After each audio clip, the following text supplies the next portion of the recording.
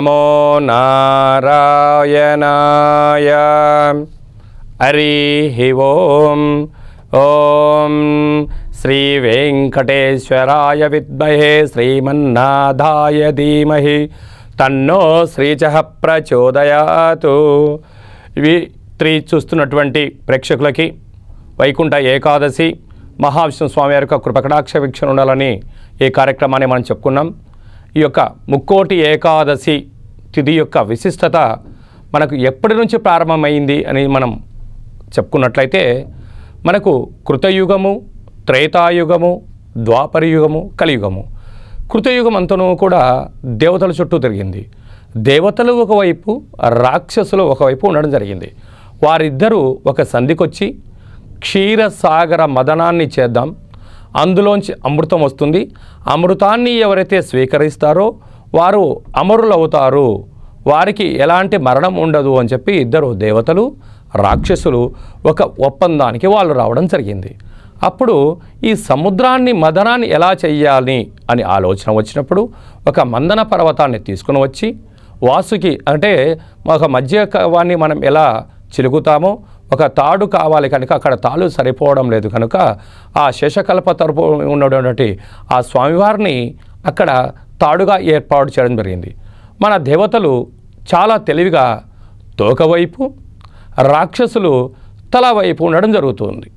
అక్కడ ఆ సముద్ర మదనాన్ని మదించేటువంటి కాల సమయంలో ఆ యొక్క ఆ నాగేంద్ర స్వామివారి యొక్క తలలోంచి వచ్చే విషపు యొక్క కూరల నుంచి వచ్చేటువంటి విషపు జల్లుల ద్వారా రాక్షసులు అనేక మంది మరణించసాగారు. కానీ ఇప్పుడు మనము తల్లి యొక్క గర్భంలో 9 మాసాలు తర్వాత మనం ఎలా బయటికి వస్తామో అప్పుడు ఒక 9 గడియలు మాత్రమే ఉండేటివి. అప్పుడు రాక్షసులు అనేక మంది చస్తూ ఉన్నారు, అనేక మంది పుడుతూ ఉన్నారు. అలాగా భయంకరంగా వాళ్ళందరూ స్వామివారి యొక్క సేవ చేద్దామని చెప్పి అమృతం వస్తుంది కదా అని చెప్పి ఆశపడి ఆ సముద్ర మదనాన్ని బాగా చిలికారు. అందులోంచి ఆలాహలం వస్తుంది అనుకుంటున్నటువంటి సమయంలో కాలకూటపు విషం రావడం జరిగింది. ఆ కాలకూట విషం రాగానే ఏం చేయాలో దేవతలకు అర్థం కాలేదు, రాక్షసులకు అర్థం కావడం లేదు. నదిలో వదిలేద్దామా, పాల సముద్రం అంతా విషవలయమైపోతుంది. అలా భూమండలం మీద వదిలేద్దామా, చరాచర సృష్టి అంతా కూడా విషవలయం అయిపోతుంది. ఏం చేయాలి అని చెప్పి ఆలోచన కాల సమయంలో పార్వతీమాతకు ఒక చిన్న ఆలోచన వచ్చింది. ఈ ఆలాహలాన్ని ఎక్కడన్నా బంధింపచేస్తే బాగుంటుంది అనే ఆలోచన వచ్చింది. అనగానే మహావిష్ణువు అందరి వైపు చూస్తూ ఉన్నాడు. సృష్టి, స్థితి, లయ. సృష్టింపజేసేటువంటి శక్తి బ్రహ్మదేవుడికి, పరిపాలింపజేసేటువంటి శక్తి మహావిష్ణువు కానీ, లయకారకుడైన సదాశివుడు యొక్క ఉన్నారు. ఆ ముగ్గురు ఒక ఆలోచనకు వచ్చి ఆ సదాశివుడు ఆ కాలకూట విషాన్ని తీసుకొని తన యొక్క గరళ భాగంలో, కంఠ భాగంలో భద్రపరిచినటువంటి రోజు కూడా ఈరోజు. అప్పుడు అయ్యో ఏమిటి మహాదేవ ఇంతటి పనిచేస్తున్నావు అని అడిగారు. అయ్యా వదిలేస్తే చరాచర క్షీరసాగరం అంతా కూడా విషవలయం అయిపోతుంది. సృష్టిలో ఉండబడినటువంటి 84 లక్షల జీవరాశుల యొక్క జీవన మనుగడ ఉండదు అని చెప్పడం జరుగుతుంది. భూమండలం మీద వదిలేద్దామా, ఎవరు రాబోయే కాలం ఉండదు. ఇలా మధ్యలో వదిలేస్తామా, మనకు అమృతం రాదు కనుక చెప్తున్నాను. అందుకే ఆ పార్వతీమాత తన దేహంలో సగభాగం ఉండి ఆ గర్లని కంఠంలోనికి లోపలికి పోకుండా, ఆ కంఠంలోంచి బయటికి రాకుండా ఆ అమ్మవారి యొక్క ఆజ్ఞ చేత ఆ కంఠంలో ఆగిపోయినటువంటి రోజు కూడా ఈ రోజుగా మనం భావించవచ్చు. అందుకే చూడండి, లంకనం పరమ ఔషధం అని చెప్తారు. అంటే ఇలాంటి పూట మనం ఎప్పుడైతే ఆహారాన్ని స్వీకరించకుండా ఉంటామో దేహము అంటే శుద్ధి కలిగి, జ్ఞానము కలిగి, సత్ప్రవర్తనతో జీవితం ఉంటుంది. ఎందుకంటే ఈ రోజున ఎవరైతే భోజనం చేస్తారో భోజనంలో ఆ యొక్క మురాసురుడు దాక్కుని ఉంటాడు కనుక అది విషతుల్యం అవ్వడము జరుగుతుంది. అంటే అనారోగ్యాలు రావడం కొన్ని జరుగుతూ ఉంటాయి. కానీ చిన్నపిల్లలు ఉంటారు, వాళ్ళ ఆకలికి తట్టుకోలేరు, వారికి కొద్దిపాటి ఆహారాన్ని ఏర్పాటు చేయడము. కానీ ముసలి వాళ్ళు ఉంటారు, వాళ్ళు ఉపవాసం ఉండలేరు, వారికి కూడా ఆహారం స్వీకరించవచ్చు. అదే కాకుండా కొందరు ఔషధాలు సేవించేవారు ఉంటారు. ఎందుకంటే ఔషధం సేవించకపోతే వారికి దేహానికి ఇబ్బంది అవుతుంది. అలా అంటే వారికి కూడా లంకనం పరమౌషధం కనీసం ఇలాంటి రోజునైనా ఆ శ్రీ మహావిష్ణువును ఉత్తర ద్వారం గుండా వెళ్ళి స్వామివారిని దర్శించి తులసి రసంతో కలిగినటువంటి తీర్థ ప్రసాదాన్ని స్వీకరించడం వలన వారికి రోగాలు రావు అని చెప్పడం జరిగింది. ఆ విధంగా తదుపరి శ్రీకృష్ణ పరమాత్ముడు అర్జునుడికి కూడా గీతోపదేశాన్ని చేసినటువంటి రోజు కూడా ఈ రోజుగా మనం చెప్పడం జరుగుతుంది. అందుకే ఈ కలియుగ కాలంలో మనము నిత్యము కలౌ వెంకటేశ్వర అంటారు. అంటే వెంకటేశ్వర స్వామివారిని 7 కొండలు దాటి 7 ద్వారాలు దాటి స్వామిని దర్శించలేకపోయినా ఇక్కడ నుంచి కనీసం మనం 8 సార్లైనా నారాయణ నారాయణ నారాయణ అని చెప్పి స్మరింపచేయడము, మన దగ్గర ఉండబడినటువంటి యాదగిరిగుట్టకి వెళ్ళి స్వామిని దర్శించుకోవడము, లేకుంటే మన గ్రామంలో మన పట్టణంలో ఉండబడే ఎక్కడ ఆ వెంకటేశ్వర స్వామి దేవాలయం ఉన్న అక్కడికి వెళ్ళి స్మరించడము, ధ్యానించడము, విష్ణు సహస్రనామ పారాయణము చేయడం వలన మనకు శారీరకంగా మానసికంగా అంతర్కరణ శుద్ధితో సకలమైన శక్తి కలిగి అఖండ ఆయురారోగ్యాలు కలుగుతాయని చెప్పి మనకు చరిత్ర ప్రవచనం చెప్పింది.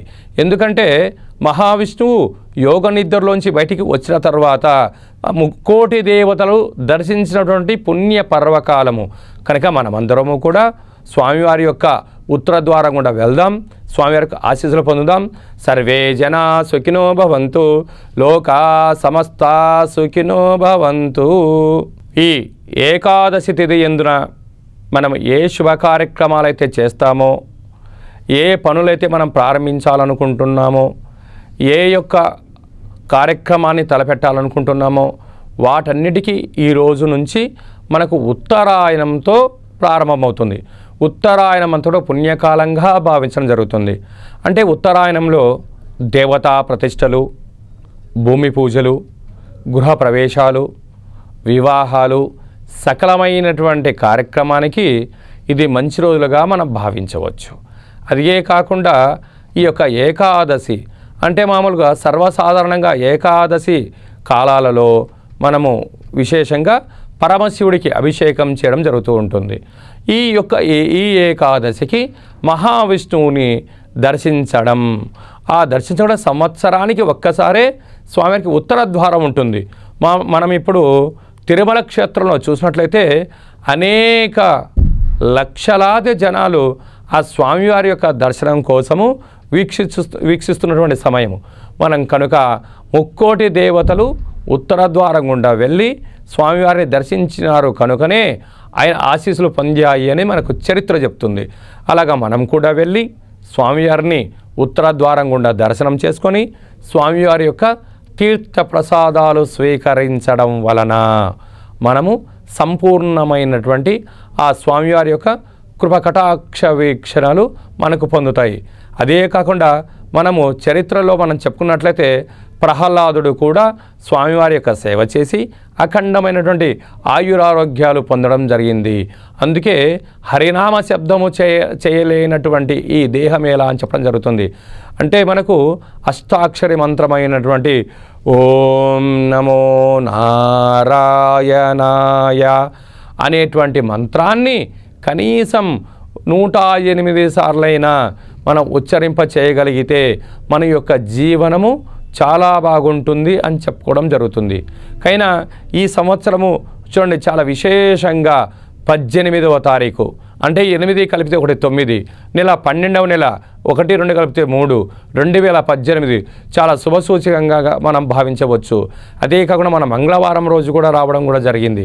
కనుక మనం అందరము కూడా ఈ మంగళవారం రోజున స్వామివారిని దర్శించడం వలన సకల ఆయురారోగ్యాలు కలిగి సంపూర్ణమైనటువంటి దశ అవతార స్వరూపుడైనటువంటి మహావిష్ణు స్వామివారికి దర్శించడం వలన మనము ఏదైతే అనుకుంటామో, ఏదైతే చేయాలనుకుంటున్నామో విద్య యందు, జ్ఞానం యందు, ఉద్యోగం యందు, వివాహం యందు, సంతానం యందు సకల కార్యక్రమాల్లో మనం విజయం చెందుతాము అని చెప్పడంలో మనకు ఏమాత్రము సందేహమే లేదు.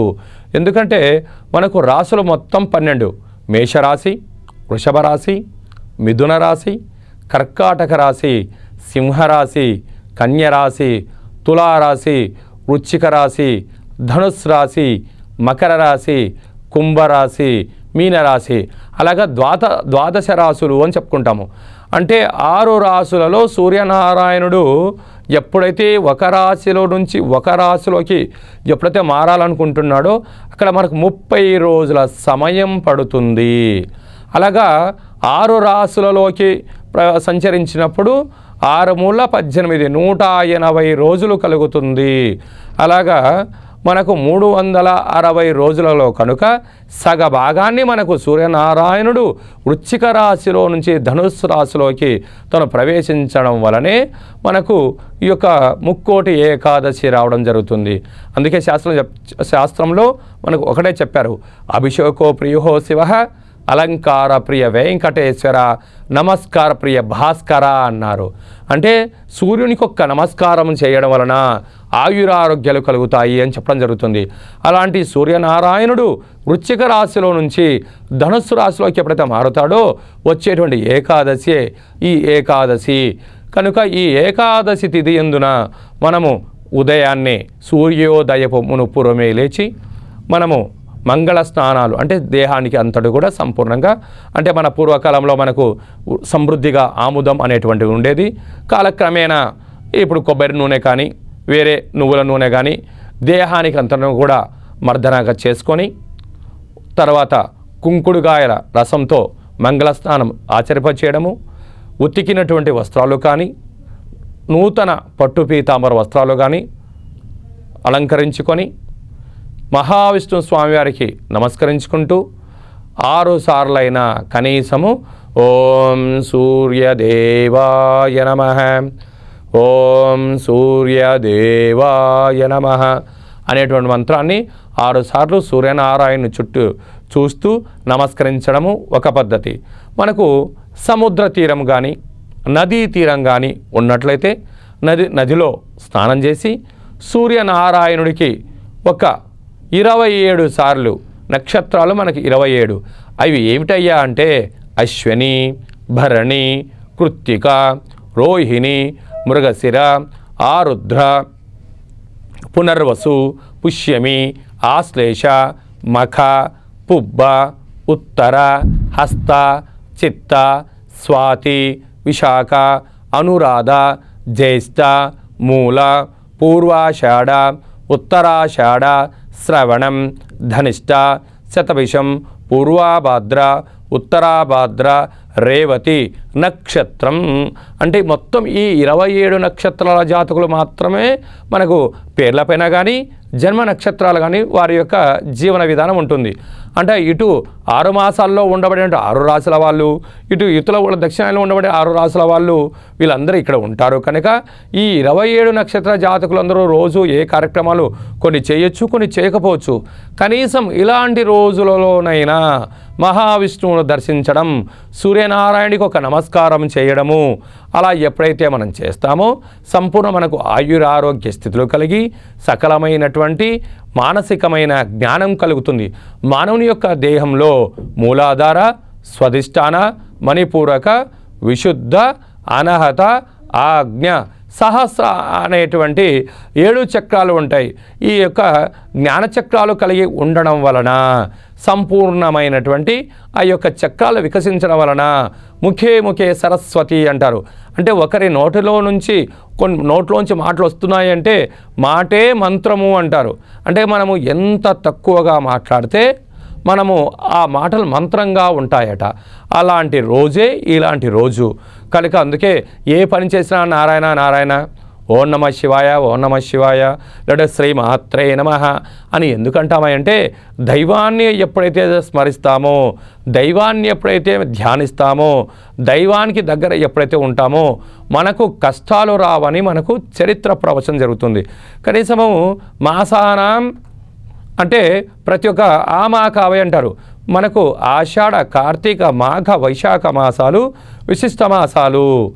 అందులో ఈ యొక్క వచ్చేటువంటి ఏకాదశి అంత విశేషమైనటువంటి మాసము కనుక ఇలాంటి రోజులలోనైనా మనము మహావిష్ణు స్వామివారిని స్మరించడం, ధ్యానించడం, విష్ణు సహస్రనామ పారాయణం చేయడం, స్వామివారిని ఉత్తర ద్వారం గుండా ప్రయాణము చేయడము, అలాగా మనము ఎప్పుడైతే చేస్తామో స్వామివారి యొక్క కృపకటాక్ష వీక్షణలు కలిగి సర్వత్రా శుభం కలుగుతుంది అనేది మనకు చరిత్ర ప్రవచనం చెప్తుంది. మనకు చూడండి, విశేషమైన నారద మహర్షి వారు ఉన్నారు. వారు నేను వైకుంఠం అనుకోగానే తను వైకుంఠంకి వెళ్ళేవాడు, బ్రహ్మలోకం అని అనుకోగానే బ్రహ్మలోకానికి వెళ్ళేవాడు, కైలాసం అని తన మనసులో అనుకోగానే కైలాసానికి తను వెళ్ళేటువంటి వాడు. అంటే త్రికాల జ్ఞాన సంచారి అనేటువంటి స్థితి ఎందుకు వచ్చిందయ్యా అంటే నిత్యము నారాయణ శబ్దాన్ని ఉచ్చరించడం వలన, నిత్యము నారాయణుణ్ణి స్మరించడం వలన తను ఏదైతే అనుకుంటున్నాడో అలా విజయం సాధించడం జరుగుతుంది. అది మనము ప్రస్తుత కాలమాన ప్రకారంగా బాగా గమనించినట్లయితే మనకు 12 ఏళ్లకు ఒక్కొక్క నదికి ఒక పుష్కర స్నానం జరుగుతూ ఉంటుంది. అలాగా అక్కడ అఘోరులు, సిద్ధులు, మహర్షులు, హఠయోగులు, పుణ్యపురుషులు లక్షలాది కోట్లాదిగా తరలి వస్తారు. మనము తెలుగు వాళ్ళమందరం బాగా గమనించినట్లయితే 144 ఏళ్ళ మహాకుంభమేళను కూడా మనం చూసాం. ఈ ప్రసార మాధ్యమాల ద్వారా మనం ఒక గొప్ప విషయాన్ని తెలుసుకుందాం. ఏమిటయ్యా గొప్ప విషయం అంటే అఘోర సాధువులు అక్కడికి వచ్చారు. వాళ్ళు చూడండి, ఏ యొక్క ట్రైన్లో రాలేదు, ఏ యొక్క ఫ్లైట్లో రాలేదు, ఏ యొక్క బస్సులో రాలేదు, వాళ్ళు ఎక్కడా సంచరించారు. కేవలం వాళ్ళు దైవారాధన చేయడం వలన వాళ్ళు శరీరము, సూక్ష్మ శరీరము, స్థూల శరీరము దాల్చడం జరిగింది. అక్కడికి వచ్చి వారి స్థానాన్ని ఆచరింపచేసుకొని మళ్ళీ వాళ్ళు అంతర్ధానం అవ్వడం జరుగుతుంది. అలాంటి విద్యను నేర్చుకున్నటువంటి వాళ్ళలో శ్రీ మహావిష్ణువు యొక్క ఆశలు కలిగినటువంటి వాళ్ళలో నారద మహర్షి, అలాగే హనుమంతుడు. చూడండి, యుద్ధకాల సమయంలో లక్ష్మణుడు ప్రాణాపాయ స్థితిలో ఉన్నప్పుడు వీళ్ళందరూ కలిపి హనుమంతుడికి ఇలాంటి విద్యను నేర్పించారు. అప్పుడు హనుమంతుడు సూక్ష్మ శరీరం నుంచి స్థూల శరీరం నుంచి సూక్ష్మ శరీరం ధరించి ఆ యొక్క మణిమయమైనటువంటి విశేషమైనటువంటి ఆ యొక్క ఔషధ సంజీవిని వనాన్ని తీసుకుని వచ్చి ఆ లక్ష్మణుని ప్రాణాన్ని కాపాడాడు అనేది మనకు చరిత్ర చెప్తుంది. అందుకే నువ్వు శ్రీరామ శ్రీరామ అంటావా, నారాయణ నారాయణ అంటావా, ఓం నమ శివాయ ఓం నమ శివాయ అంటావా, లేక శ్రీమాత్రే నమః శ్రీమాత్రే నమః అంటావా, ఏదో ఒక దైవనామాన్ని మనము స్మరించడం వలన మనిషి తను ఏదైతే అనుకుంటున్నాడో ఆ యొక్క సకల కార్యక్రమాలకు దైవమే తను ముందుండి విజయం సాధిస్తాడు అని చెప్పడంలో మనకు ఏమాత్రము సందేహమే లేదు. కనుక ఇలాంటి ఏకాదశి, ముక్కోటి ఏకాదశి పర్వకాలంలో మనము ఉప ఆవాసము చేయడం వలన మానసికంగా, శారీరకంగా మనకు జ్ఞానాన్ని పొంది అఖండమైనటువంటి ఆయురారోగ్యాలు పొందుతున్నాము. కనుక మన పెద్దవాళ్ళందరూ వీటన్నింటి ఆచరింపచేశారు, వాళ్ళు ఎన్నో విజయాలు పొందారు.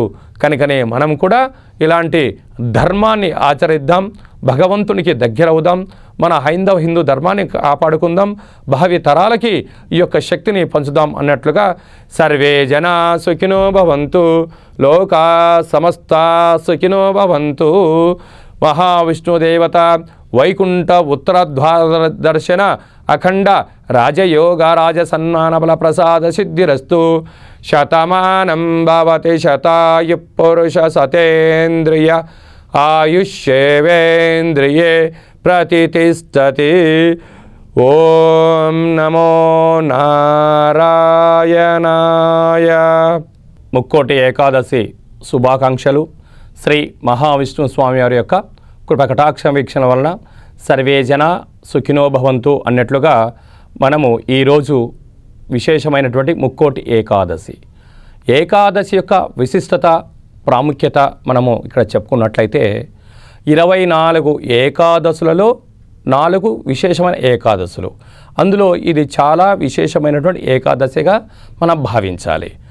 ఈ ఏకాదశి యొక్క ప్రసిద్ధి ఏమిటయ్యా అంటే ద్వాదశ రాశుల్లో ఉండబడినటువంటి సూర్యనారాయణుడు వృశ్చిక రాశిలో నుంచి ధనుసు రాశిలోకి ప్రవేశించడం వలన ఉత్తరాయణ పుణ్యకాలము మనకు ప్రారంభమవుతుంది.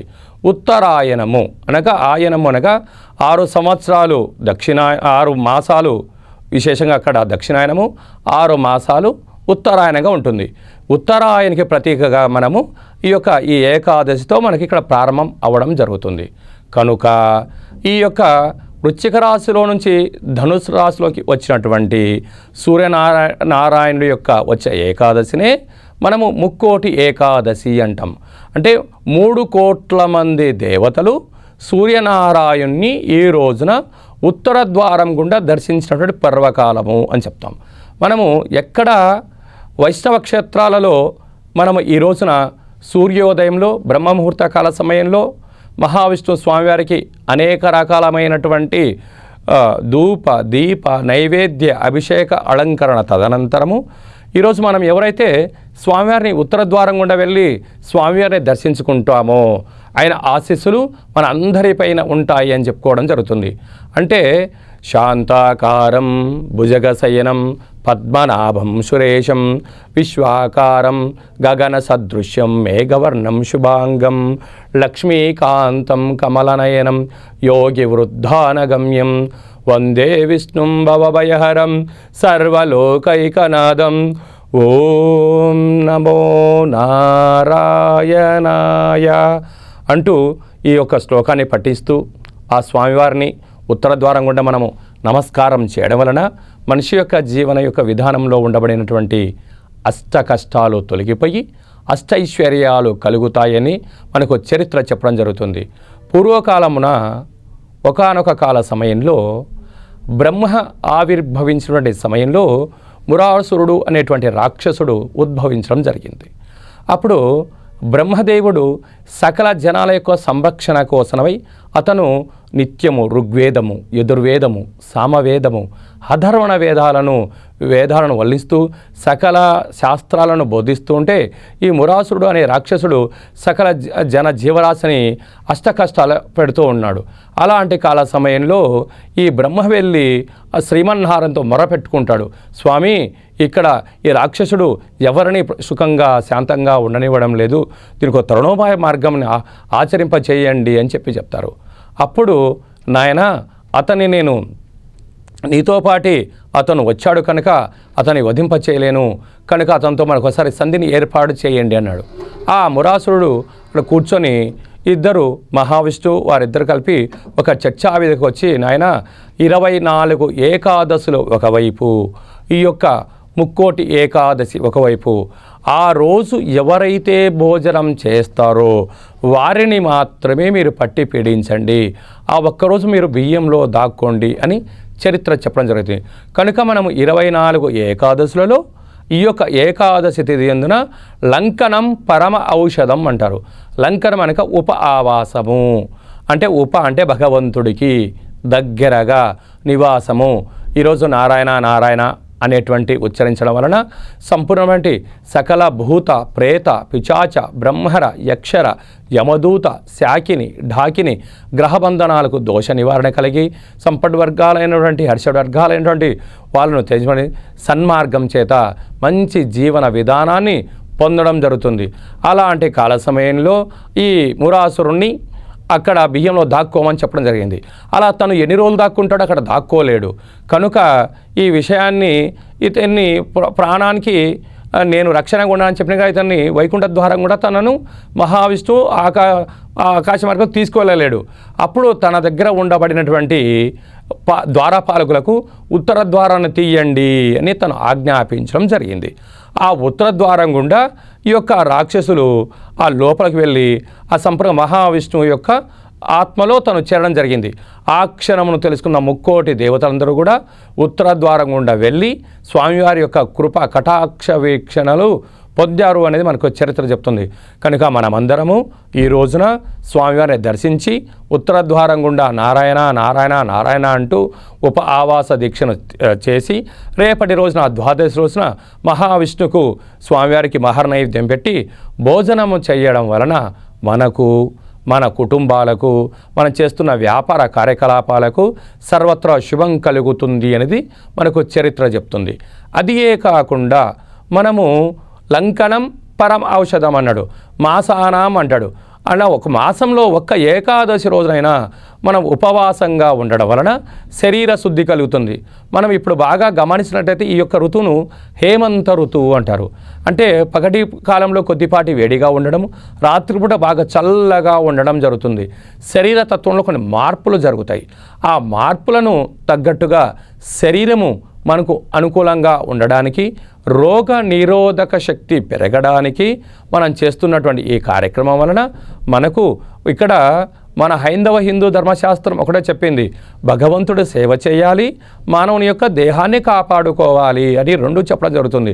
కనుక మన హిందూ ధర్మశాస్త్రంలో దైవారాధన, దేహారాధన, అలాగా దైవం మానుష రూపేణ అని చెప్పినట్టుగా దైవాన్ని స్మరించడం వలన మానవుడు భగవంతుడికి దగ్గర అవ్వడం వలన అష్ట కష్టాలు తొలగిపోతాయని చెప్పి మనకు చరిత్ర చెప్తుంది. కనుక మనమందరము ఈ రోజున సంపూర్ణమైనటువంటి మహావిష్ణువును ఆ ఉత్తరద్వారం గుండా వెళ్ళి స్వామివారిని దర్శిద్దాం, స్వామివారి యొక్క కృప కటాక్ష వీక్షణం పొందుదాం.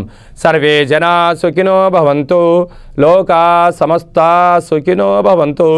సర్వం నారాయణార్పణమస్తు. ఓం నమో నారాయణాయ. హరి ఓం.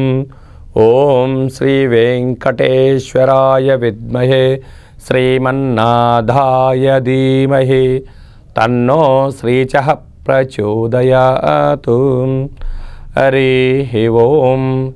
V3 న్యూస్ చూస్తున్న ప్రేక్షకులకు ముక్కోటి ఏకాదశి శుభాకాంక్షలు మరియు ఆశీస్సులు. మనకు విశేషంగా దశ అవతార స్వరూపుడైనటువంటి మహావిష్ణు స్వామివారికి చాలా ప్రీతికరమైనటువంటి ఈ ఏకాదశి యొక్క విశిష్టత మనం చెప్పుకున్నట్లయితే, అంటే మనకు పాడ్యమి, విధియ, తృతీయ, చవితి, పంచమి, షష్ఠి, సప్తమి, అష్టమి, నవమి, దశమి, ఏకాదశి, ద్వాదశి, త్రయోదశి, చతుర్దశి, పూర్ణిమ అంటే మనకు తిథులు 15. అలాగా ఏకాదశ అంటే 11. ఈ యొక్క 11 తిథికి ఏకాదశ రుద్రుడు, ఏకాదశి తిథి అని మనం చెప్పుకోవడం జరుగుతుంది. భగవంతుడు ఏం చేశాడయ్యా అంటే, ఇలాంటి మాసంలో మనకు 2 వస్తాయి ప్రతి నెలలో. అంటే చైత్రం, వైశాఖం, జ్యేష్టం, ఆషాఢం, శ్రావణం, భాద్రపదం, ఆశ్వీజం, కార్తీకం, మార్గశిరం, పుష్యం, మాఘం, పాల్గుణం. అలాగా మనకు 12 మాసాలలో మనకు శుక్లపక్ష ఏకాదశి, బహుళపక్ష ఏకాదశి, అలాగే మనకు 24 ఏకాదశులు ఉంటాయి మనకు. అలాంటి ఆ 24 ఏకాదశులలో ఉత్తరాయణ ప్రారంభకాల సమయంలో, అంటే వృశ్చిక రాశిలో నుంచి రవి ధను సంక్రమణం కాగానే వచ్చేటువంటి ఏకాదశి యొక్క ముక్కోటి ఏకాదశి. అంటే ఈ ఏకాదశిలోనే ఉంది ముక్కోటి, అంటే ముక్కోటి దేవతలు మహావిష్ణువును దర్శించుకున్న పుణ్య పర్వకాలము అంటారు. అంటే ఈరోజు అన్ని శుభాలే. అంటే మహావిష్ణువుని ఎవరైతే దర్శిస్తారో వారికి సకల శుభాలు కలుగుతాయి అనేది మనకు చరిత్ర చెప్పడం జరుగుతుంది. అంటే భగవంతుడు ఏం చేశాడంటే, తను సృష్టింపచేయడానికి తన యొక్క నాభిలో నుంచి బ్రహ్మను పుట్టింపజేశాడు. ఆ బ్రహ్మ చరాచర సృష్టిలో ఉండబడిన సకల జీవరాశిని ఉద్భవించజేయాలి. మనము ఎవరి యొక్క గృహంలో, ఏ యొక్క తల్లి గర్భంలో పుట్టాలి, మనము ఏ విద్యను అభ్యసించాలి, ఏ ఉద్యోగాన్ని చేయాలి, ఎవరితో వివాహం చేసుకోవాలి, ఏ కార్యకలాపాలు చేయాలి, బ్రహ్మదేవుడు ముందే అని ఏర్పాటు చేసి ఉంటాడు. అలాగా బ్రహ్మ రాసిన వ్రాతను కూడా మనకు అనుకూలంగా మార్చుకోవాలంటే ఏం చేయాలి అని చెప్పి అనేక మంది ఋషులు, మహర్షులు, హఠయోగులు, సిద్ధులు కలిపి విశేషంగా స్వామివారి యొక్క శ్రవణం, అంటే పెద్దలు, పండితులు, మహర్షులు చెప్తా వినడం, శ్రవణం. కీర్తనం అంటే సొంతంగా పాడడం, చదవడం. శ్రవణం, కీర్తనం. తర్వాత ధ్యానం అంటే ప్రశాంతంగా మనకు ఉచ్ఛ్వాస నిశ్వాసలతో చేయడం ధ్యానం. ఆసనం అంటే మనము భూమి మీద ఒక దర్భచాప కానీ ఏదో చేసుకుని ప్రశాంతంగా కూర్చోండి, ఆసనం. ఆ తదనంతరము మనము గానమైన, కీర్తనమైన, శ్రవణమ ఏది చేసినా భగవంతుడి యొక్క ఆశీస్సులు ఉంటాయని చెప్పడం జరుగుతుంది. చూడండి, మనము చిన్నప్పుడు చదువుకున్నప్పుడు మనకు స్కూల్లోకి వెళ్ళగానే పలక బల్పం ఇచ్చి గురువుగారి చేత ఏం చేశారు, ఓం నమ శివాయ సిద్ధం నమమ అని చెప్తారు. అంటే అక్కడ నువ్వు ఏ కార్యక్రమాన్ని చేయాలన్నా సంకల్ప సిద్ధి, సంకల్ప బుద్ధి అంటారు. మనము చిన్నప్పుడు తప్పులు పోయి అనుకోండి, ఆ పలక పైన బల్పంతో రాయడం వల్ల తుడుచుకోవచ్చు. 10th క్లాస్కి వచ్చామనుకోండి, బుక్స్ పెన్నులు వచ్చాయి, అక్కడ కొన్ని తప్పులు వచ్చాయనుకోండి, వాటిని సరిదిద్దలేం, వాటిని ఇంటిలో కామాగా పెట్టే పరిస్థితి ఉంటుంది. అలాగా జీవితకాలంలో ఒక మేనేజర్గా, ఒక జనరల్ మేనేజర్గా, ఒక చైర్పర్సన్గా ఉన్న తర్వాత అక్కడ తప్పులు చేశామనుకోండి, సరిదిద్దుకోనికి అక్కడ అవకాశం ఉండదు. అలాంటి కాల సమయంలో మనం ఎంత మౌనంగా ఉంటే, ఎంత మనం ప్రశాంతంగా ఉంటే, ఎంత తక్కువగా మాట్లాడితే అబద్ధాలడం ఆనేస్తాము అని చెప్తారు. అందుకే మౌనము మహా ఆయుధం అంటారు, మాటే మంత్రము అంటారు. అలా పరిస్థితి ఉండడం జరుగుతుంది.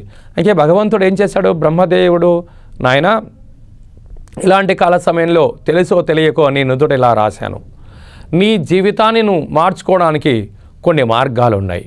మనకు 24 ఏకాదశులు ఉన్నాయి. కనీసం ఏకాదశి రోజైనా నువ్వు కొన్ని కార్యక్రమాలు ఆచరింపచేయి. అది ఏమిటి, ఉదయం లేచి మంగళ స్నానాలు చేసి, నూతన వస్త్రాలు ధరింపచేసి, శివాలయం కానీ, విష్ణు ఆలయం కానీ, రామాలయం కానీ వెళ్ళి స్వామివారి యొక్క దేవాలయం దగ్గర ప్రదక్షిణ చేసి, స్వామివారికి నీ యొక్క మనసులో ఉండబడినటువంటి కోరికను నమస్కరిస్తూ సాష్టాంగ నమస్కారము అంటారు. సాష్ట అంగ నమస్కారము అంటే 8 అంగములు ఏమిటయ్యాటి, ఉరస, శిరస, దృష్ట్యా, వచస, మనస, పాదాభ్యాం, కరాభ్యాం, కర్ణాభ్యాం అంటాడు. అంటే 8 అంగములతో నీకు సాష్టాంగ నమస్కారాన్ని చేస్తున్నాను స్వామి, నాకు అష్టకష్టములు తొలగించి అష్ట ఐశ్వర్య ప్రాప్తిని కలిగించమని స్వామివారి దగ్గర మనం కోరుకోవడం. అది శివాలయం కానీ, రామాలయం కానీ, వైష్ణవాలయం కానీ. అలాగే నువ్వు సాష్టాంగ ఎప్పుడైతే నమస్కారం చేసుకుంటావో ఆ మహావిష్ణువు, ఓహో ఇతను నా దగ్గరికి వచ్చారు, సంపూర్ణమైన తన మనిషిలో శరీరంలో ఉన్నటువంటి సత్వ తజో తము అన్ని గుణాలను వదిలేసి నన్ను శరణు కోరుకుంటున్నాడు, శరణాగత వత్సలయ్యాడు కనుక అతన్ని కాపాడే బాధ్యత నాదే అని చెప్పి ఆ యొక్క భగవంతుడు మన మీద ఆశీస్సులు ఉండడం జరుగుతుంది. ఆ విధంగా మనం ఎప్పుడైతే ఈ ఏకాదశి తిథి నా స్వామివారి దగ్గరికి వెళ్ళడం, మనము దేవాలయం చుట్టూ ప్రదక్షిణ చేయడం, సాష్టాంగ నమస్కారం చేయడం, ఆసనం కూర్చోవడం, ధ్యానం చేయడం, శ్రవణం అంటే గుళ్ళో వేద మంత్రాలు వినడం, లలిత శాస్త్ర పారాయణం చెప్పడం, కీర్తనం ఇలాంటివి మనం ఎప్పుడైతే మనం చేస్తామో స్వామివారి యొక్క ఆశీర్వాదం కలిగి మనకు మానవుని యొక్క శరీరంలో ఉండబడినటువంటి మూలాధార, స్వధిష్టాన, మణిపూరక, విశుద్ధ, అనహత, ఆజ్ఞ, సహస్ర అనేటువంటి చక్రాలు వికసించగలిగి ఆ వ్యక్తి మూర్ఖత్వం నుంచి జ్ఞానిగా మారడం జరుగుతుంది. ఆ ఒక వ్యక్తి ఎప్పుడైతే జ్ఞానిగా మారతాడో, తను చిన్నపిల్లవాడు అనుకోండి, ఒకసారి చదివితే ఏక సంతాహగ్రహి అంటారు, అంటే మన మస్తకంలో ఉండడం జరుగుతుంది. ఉద్యోగం చేస్తున్న వ్యక్తి అనుకోండి, తను ఎన్ని గంటలకు ఏ పని చేయాలి, నేను సమయస్ఫూర్తితో విజయం సాధించాలి అనుకుంటాడు. అది ఒక వ్యాపారం చేస్తున్నాడు, ఇంతింతై వటుడింతైగా వెలగడం జరుగుతుంది. మనకు మానవుని యొక్క దేహం అనేది మనకి ఎంత పెద్దగా పెరిగిందనేది ఇంపార్టెంట్ కదంట. మన యొక్క జ్ఞానం అనేది మనకు ఎలా ఉండాలి అనేది, ఆ జ్ఞానం అనేటువంటిది ఏమిటయ్యా అంటే, ఒక వ్యక్తికి బాల్యంలో బ్రహ్మజ్ఞానం కలగవచ్చు, ఒక వ్యక్తికి యవ్వనంలో కలగవచ్చు, మరొక వ్యక్తికి వివాహం తదనంతరం కలగవచ్చు, మరొక వ్యక్తికి సంతానం అయిన తర్వాత కలగవచ్చు, ఒక్కొక్క వ్యక్తికి మరణకాలంలో కలుగుతుంది. అంటే జ్ఞానం కలగడం సత్యం, కానీ బాల్యంలో కలిగితే ఆనందం కానీ, యవ్వనంలో కలిగితే ఆనందం కానీ, సంతానం కలిగితే బ్రహ్మంగా ఆనందం కానీ, పోయేటప్పుడు కలిగితే దానివల్ల వ్యర్థమేనట. అందుకే మనము పోయే లోపల మనము 4 మంచి పనులు చేయాలి, మన వెంట 4 ఉండాలి మనం చెప్పడం జరిగింది. అందుకే ఇలాంటి కాల సమయంలో మనము ఆసనం, ధ్యానం, కీర్తనం, శ్రవణం ఎప్పుడైతే చేస్తామో మనకు బ్రహ్మ జ్ఞానం కలుగుతుంది. అంటే జ్ఞానం అనేది ఎలా ఉంటుంది, ఒక వ్యక్తి జ్ఞానవంతుడా లేదా అనేది మనం చెప్పవచ్చు. అది ఎలాగా అంటే మనము భారతదేశంలో అనేక మంది ఋషులు, మహర్షులు, హఠయోగులు, సిద్ధులు, సాధకులు, పాఠకులు, శ్రవకులు అలాగా అనేక రకాలుగా జనాలు ఉంటారు. అలాగా ఆర్యభట్టుడు అనేటువంటి ఒకనొక శాస్త్రవేత్త ఇలాగ ఎన్నో ఆచరింపచేసి తన యొక్క జ్ఞానాన్ని 0.7% తన జ్ఞానాన్ని భూమండలం చెప్పాడు. అతను ఏం చేశాడయ్యా అంటే భూమి నుంచి సూర్యుడి యొక్క కొలమానాన్ని కనిపెట్టాడు. అలాగా మళ్ళీ 200 సంవత్సరాల తర్వాత వచ్చేటువంటి ఐన్స్టీన్ అనేటువంటి శాస్త్రవేత్త 0.5 వాడితేనే అతను ఐన్స్టీన్ అనే శాస్త్రవేత్త అయ్యాడు. అతను ఏం కనిపెట్టాడయ్యా అంటే అణువు, పరమాణువు మాత్రమే కనిపెట్టాడు. అలా చాలామంది వేదికలు వచ్చి అణువు కన్నా చిన్నది ఏముందయ్యా, అణువు కన్నా పెద్దది ఏముందయ్యా అని చెప్పమన్నారు.